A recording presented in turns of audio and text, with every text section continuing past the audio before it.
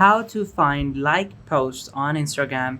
Hi guys, in this video I will tell you how you guys can find liked posts on Instagram and all the posts that you guys have liked in the last month, 2 months, 3 months or more. So simply open up Instagram and then after that click on the top right where you see these three lines. Click on them and then from over here click on your activity. So this page is gonna come up and over here you guys can see the time spent, the photos and videos, interactions, all your account history, all your recent searches, your links that you visited, and also archived posts as well. So click on photos and videos if you guys want to see all your photos and videos, but click on interactions to see all the posts that you've liked so far. So you guys can click on likes and you guys will be able to see all your liked posts. You guys can click on comments.